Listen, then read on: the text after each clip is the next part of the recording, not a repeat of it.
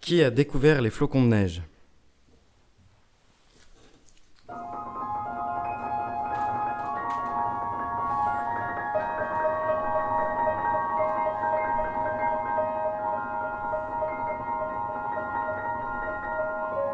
C'est Noël. De ma fenêtre, je vois les enfants jouer dans la neige. Je les vois s'inventer des histoires de chevaliers, de rois, d'empereurs. Ils se lancent des boules de neige comme si c'était des grenades. Comme si c'était des soldats, des chevaliers. Il y en a un qui ramasse un peu de neige et qui se fait un chapeau sur la tête. Il dit « C'est moi le roi, c'est moi le roi !» Et tout le monde s'agenouille. De ma fenêtre, j'observe les événements, comme si j'étais un historien qui témoignait de la naissance d'un nouveau royaume. Et je les vois s'entretuer, se créer des drames, des amours interdits, des intrigues.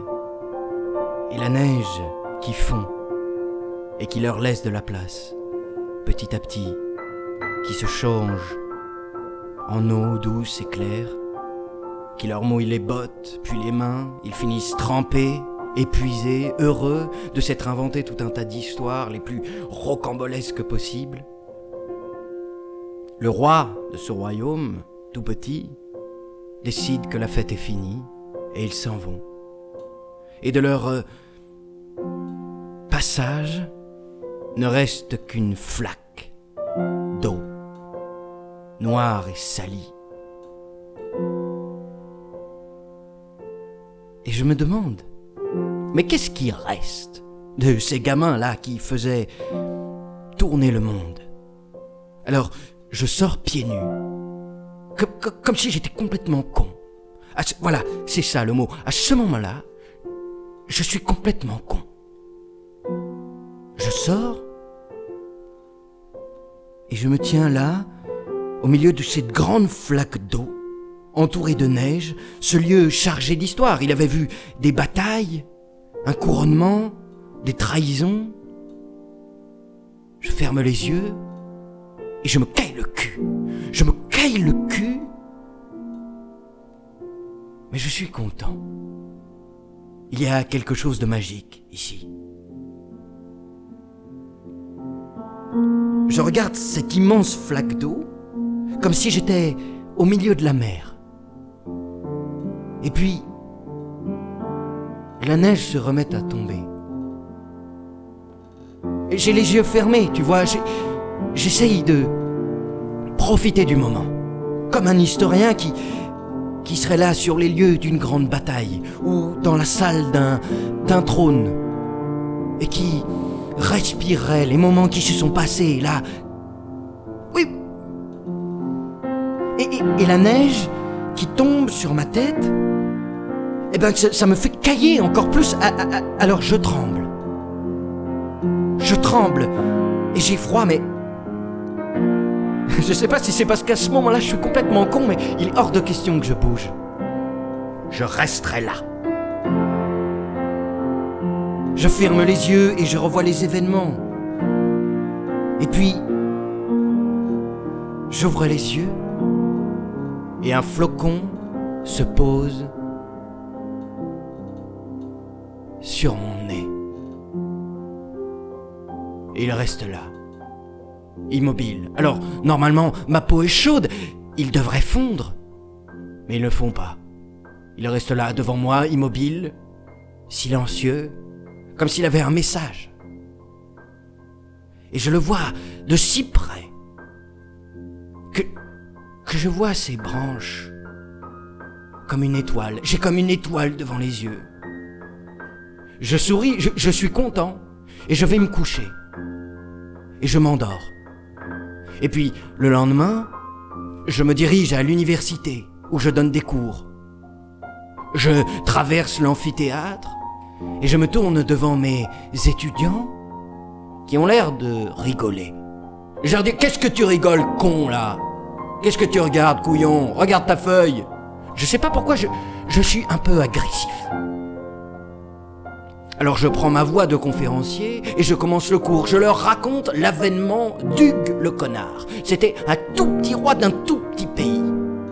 Hugues était lui aussi très con. Il y avait que des cons dans sa cour. Et la reine des connes épouse ce monsieur, le roi des cons. Et c'était le royaume des cons. Bien sûr, ça n'a jamais existé, mais j'étais d'humeur taquine. Je voulais les emmener un peu ailleurs, les sortir leur nez de leur livre, les faire sourire. Et mes étudiants, qui jusque-là étaient mornes et crevés, et comme des petits animaux qu'on aurait écrasés sur le bas de la route, à ce moment-là, avaient le sourire aux lèvres. Et presque ils rigolaient. Ils étaient heureux.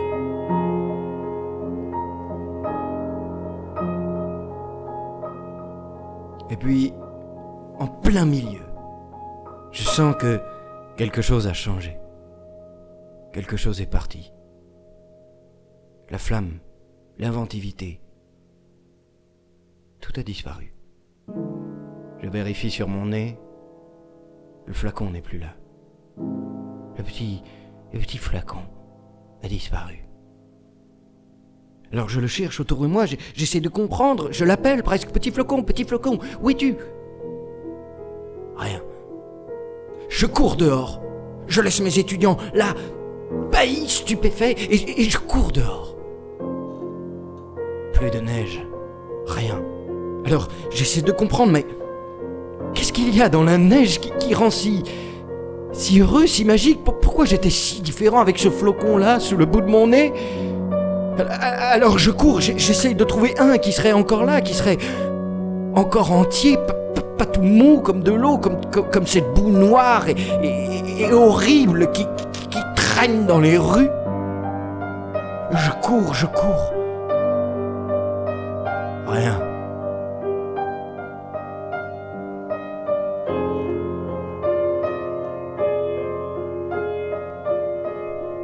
Et des années plus tard, mais ça, je te le dis, mon petit vieux, c'était il y a bien longtemps. Quand je repense à cette histoire, oui, je me dis que c'était le plus beau moment de toute ma vie. Et depuis, à chaque fois qu'il neige, je sors dehors. Je vais à l'endroit de la flaque, là où il y avait les enfants qui jouaient. Et j'y repense. Et je me dis, mais merde, qu'est-ce qui est mort avec ce flocon de neige ?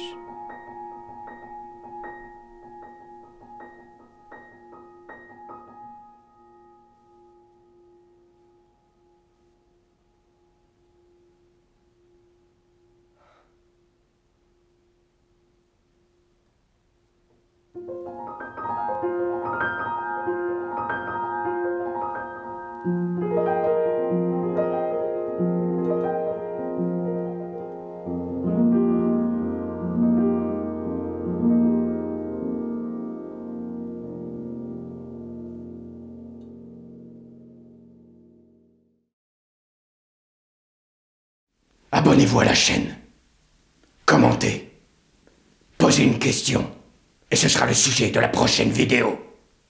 Au revoir.